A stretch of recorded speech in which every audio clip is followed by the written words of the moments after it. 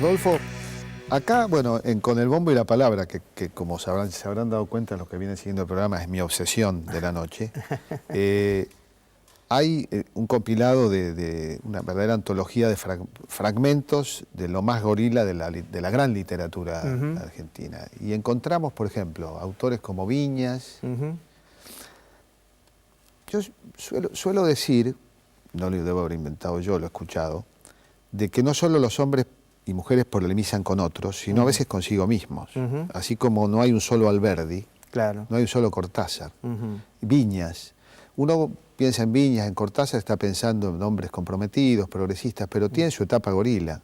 Y yo pienso que sí, digamos, al menos en los textos, ¿no? En las ficciones que escribieron, ¿no?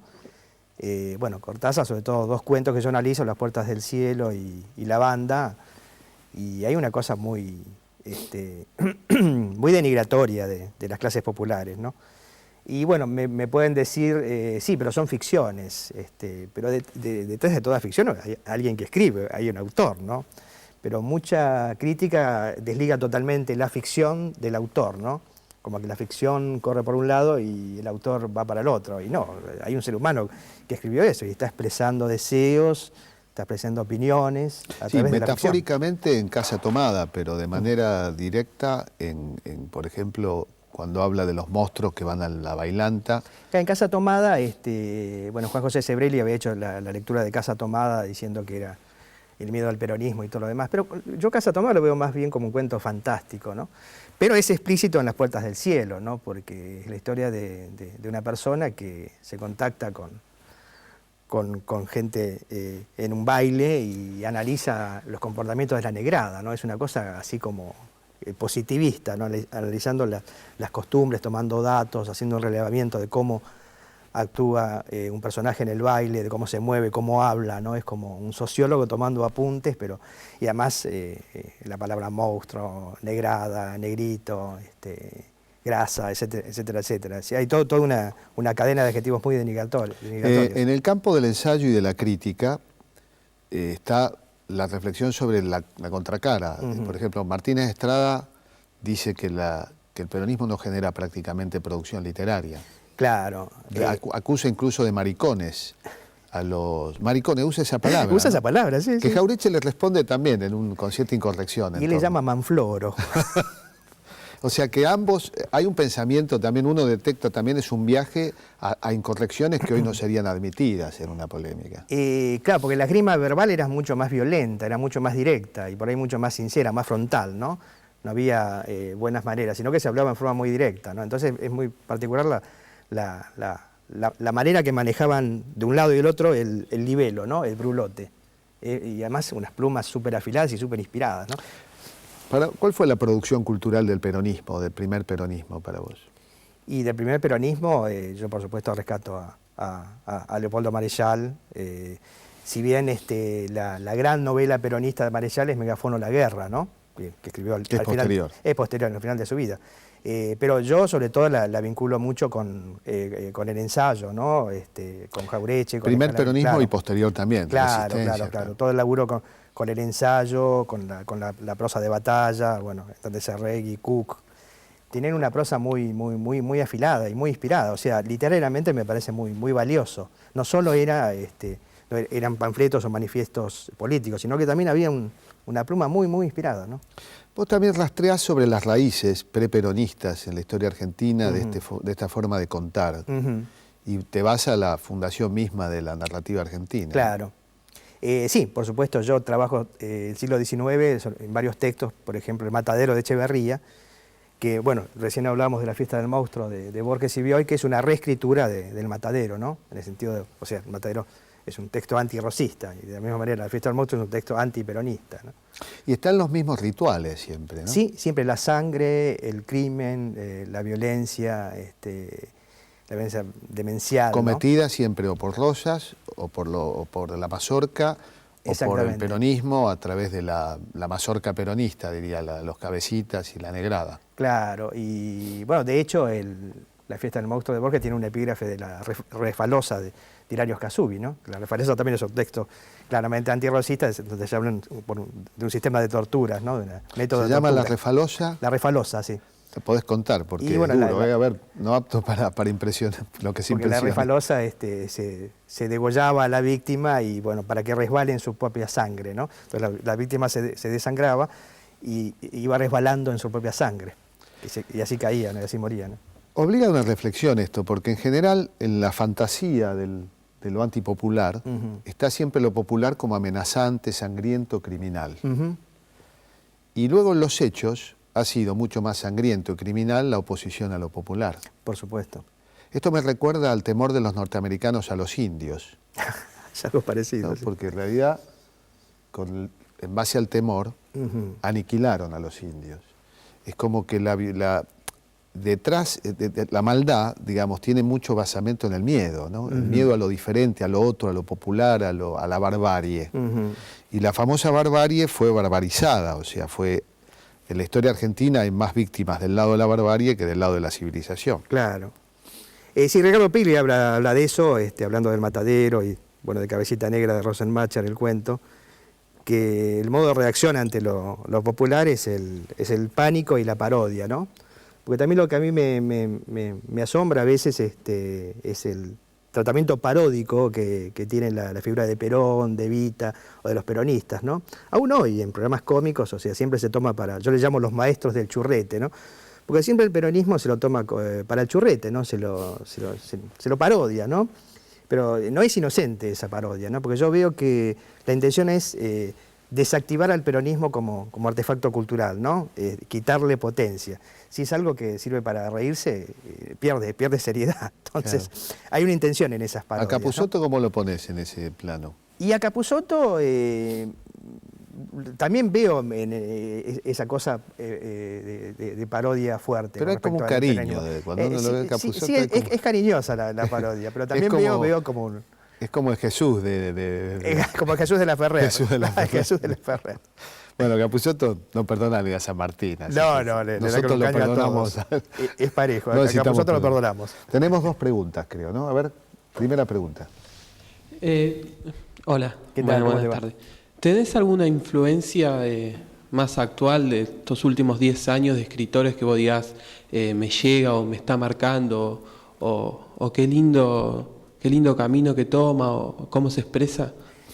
¿De autores, digamos, relacionados con el peronismo? Sí, más actual, de estos últimos 10 años. Sí, hay todo un capítulo de mi libro que se llama El neoperonismo literario, donde yo analizo una serie de autores que están trabajando el tema del peronismo, que son autores muy jóvenes, autores que tienen entre 25 y 35 años más o menos. Y bueno, por ejemplo, Juan Diego Incardona, que escribió una novela que se llama El Campito, que es una especie de homenaje a Leopoldo Marechal, ¿no? Y es uno de los pocos que no toma esa cosa paródica en relación al peronismo. Y después también Leonardo Yola, también trata el tema del peronismo en un cuento muy bueno. Y hay un montón de autores, Sebastián Pandolfelli, bueno, Carlos Godoy, hay un montón de autores jóvenes que están con el tema del peronismo, con una relectura, a pesar de bueno, que no vivieron ese primer peronismo, hay una lectura con el presente también del peronismo y el pasado, ¿no? De diferentes maneras, ¿no? Pero yo sobre todo rescato esa novela El Campito, me parece muy, muy recomendable de Incardona. Es una novela excelente. ¿Otra pregunta? Sí, hola, ¿qué tal? Quisiera saber si es posible enseñar a escribir, cuál sería tu método y qué dificultades conlleva. Bueno, yo soy docente, doy talleres literarios desde hace bastante tiempo y, digamos, enseñar a escribir, para mí yo no enseño a escribir, sino que yo muestro el amor que yo tengo hacia la lectura, hacia la escritura, ¿no? Trato de transmitir ese amor a mis alumnos, ¿no? Esa es la idea, básicamente, de invitarlos a leer, a pensar. Y yo siempre digo, como método de escritura, que la escritura, el arte en general es una costumbre, es un músculo que se desarrolla, ¿no? Yo, por ejemplo, en una época jugaba al tenis y bueno, mi hombro derecho es más grande que el hombro izquierdo. Y bueno, era porque de tanto jugar. Y bueno, la escritura, el arte es lo mismo, ¿no? Es una costumbre, es un hábito, o sea, cualquiera puede escribir. Yo quiero romper con ese mito, no, hay que estar inspirado, los elegidos. No, no, todo el mundo puede escribir. Es una cuestión de hábito, de costumbre, de estar encima de la cosa, de llevar una libreta encima, de anotar impresiones. Eso es el arte para mí, ¿no? Para todo. Hay algo de profético, ¿no? en la recopilación que haces. Está el caso de Martínez Estrada, pero está en La Fiesta del Monstruo el hecho de que salen de Tolosa. Salen de Tolosa, sí. De ahí sale esa manifestación, esa marcha. No puedo evitar pensar en que de Tolosa salió la presidenta sí, de los argentinos en el momento de la grabación de este programa, ¿no? En el fondo nos quería mucho Martínez Estrada, me parece. ¿No? Es una premonición magnífica, porque, y esto me lleva a la pregunta de cómo ves, porque esta dicotomía, alpargatas sí, libros no, tenía como un fundamento, no digo que la justifico, pero tenía como un fundamento que era este alejamiento de los sectores intelectuales o esta incomprensión de los sectores intelectuales del fenómeno peronista y del fenómeno de masas peronista. Un ejemplo es la desvalorización del 17 de octubre. Claro. Borges, por ejemplo, ¿cómo ve el 17 de octubre?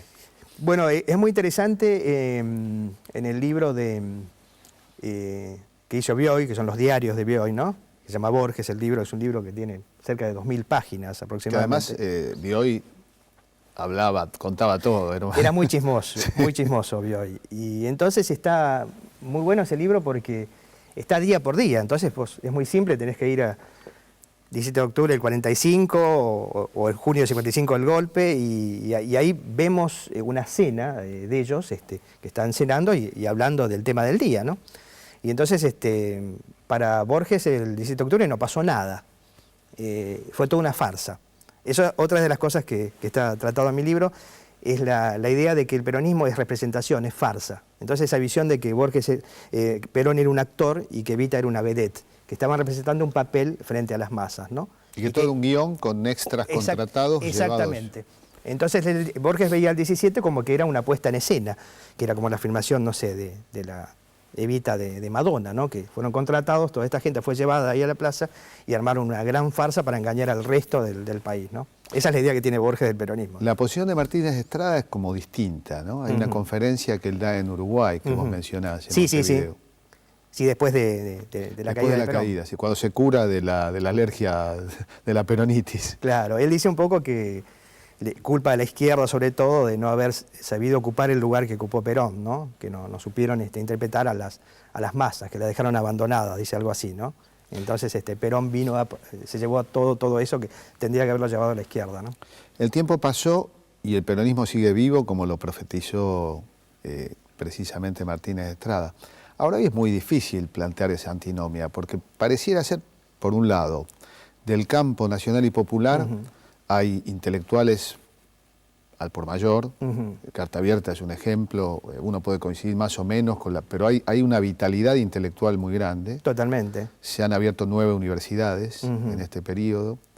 Es bastante difícil traer, es más, cuando uno piensa que del CEL está en la Comisión de Cultura, representación de la centroderecha, uno ve que esa antinomia es difícil de traer, ¿no? Y que más bien, en vez de estar París, el París de Victoria Ocampo, hoy está el Miami del DM2. Se ha desplazado. ¿No? ¿Cómo ves este periodo en torno a las polémicas culturales? Imagínate que en el futuro escribís un libro que se llama El kirchnerismo en las letras argentinas. Y podría ser, ¿por qué no? No, por supuesto, la cosa ha cambiado mucho. Digamos, el campo cultural con el kirchnerismo ha estrechado filas, digamos. Hay una forma nueva de pensar la cultura, y en relación también a un movimiento popular como el peronismo, ¿no? Es muy diferente la situación ahora. Ha cambiado. Ahora, esto implica que los críticos tienen que hacer un mayor esfuerzo, porque el esfuerzo continúa.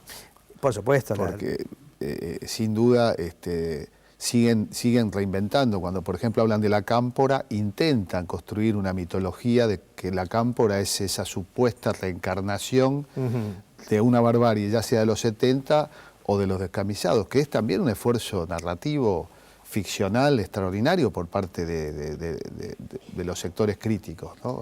al kirchnerismo. Claro, lo que yo digo es que siempre el peronismo vive en estado de relato, ¿no? Es la gran musa inspiradora de la cultura argentina, ¿no? Entonces siempre se están generando relatos alrededor del peronismo, ¿no? De un lado y del otro, ¿no? Los mitos negros, como yo digo, y los mitos blancos, ¿no? Entonces, el peronismo es algo muy literario, yo por eso escribí el libro, ¿no? A Jorge Abelardo Ramos le pasó que por ser un maldito, así lo incorpora Galasso, por ejemplo, en su recopilación. El libro de Galasso de los malditos. De los malditos. Le pasó que, bueno, le costó reeditar este libro. Pagó un precio muy alto por sus posiciones, como lo pagó Jaureche, Scalabrini Ortiz, Marechal, que fueron, bueno, Marechal se llamaba a sí mismo el poeta de puesto, ¿no? El poeta de puesto, claro. ¿Qué precio estás pagando vos o sentís que podés pagar por este libro con el bombo y la palabra? Porque no te va a salir gratis este libro. No, yo creo que no va a salir gratis. Y me parece que es muy audaz, ¿no? Porque sobre todo me meto o toco a figuras intocables. Lo que pasa a veces con la crítica académica es que soba tanto a algunos autores, digamos, los llena de una aureola y no se los puede tocar, ¿no? Caso Borges, caso Cortázar. Entonces, lógicamente, yo los toco un poquito, ¿no? Y me meto con gente muy consagrada, ¿no? Y bueno, un precio se va a pagar. Bueno, Discépolo, Marechal, podemos hablar muchísimo de la forma en que sufrieron ser peronistas. Lo que pasa es que cuando yo era muy chico, estaba estudiando letras, todo lo demás, y yo siempre digo, soy peronista, o sea, no tiene ningún problema en decirlo. Y entonces siempre a mí me miraban mal, pero ¿cómo? ¿Estudiabas letras y sos peronista? No. Entonces hay todo un mito de que los peronistas no podemos pensar, que somos seres así que irracionales, ¿no? Y que no podemos generar pensamiento. Esos son todos los prejuicios de la ¿Qué pensás del cultura? estado de la poesía actual? Porque hay también como una poesía institucionalizada, ¿no? Y para mí se reproducen lo mismo que vos decías al comienzo de la charla, lo de Boedo y Florida, ¿no? Para mí hay una tendencia para un lado que sería a trabajar con el lenguaje, a la cosa de mirarse el ombligo, ¿no? Para mí la poesía es algo físico, ¿no? Entonces yo veo algunos poetas, no todos, que se miran el ombligo, ¿no? Y no levantan la cabeza para mirar alrededor. Pero vamos a citar a Borges. Borges una vez dijo de Baldomero Fernández Moreno, la poesía de él, Baldomero hizo un acto revolucionario, miró alrededor, y eso lo dijo Borges, ¿no? Y es eso lo que yo veo, ¿no? Hay poetas que se miran el ombligo y poetas que miran alrededor, ¿no? Yo pertenezco a la segunda categoría. En cierta poesía considera grasa o mersa escribir sobre el amor. Totalmente. Y bueno, yo tengo poesía amorosa, escribo todo el tiempo, ¿no? Yo, digamos, cuando escribo poesía o cuando escribo narrativo, cuando escribo periodismo, o sea, yo no tengo problemas con ningún tema, ¿no? Para mí, lo maravilloso de ser artista es la libertad, ¿no? Confitería Las Delicias, por ejemplo. Por ejemplo, ahí tenés un ejemplo. En una panadería. Recomiendo visitar, en principio, el blog, ¿sos el Rey de la Boca realmente o no?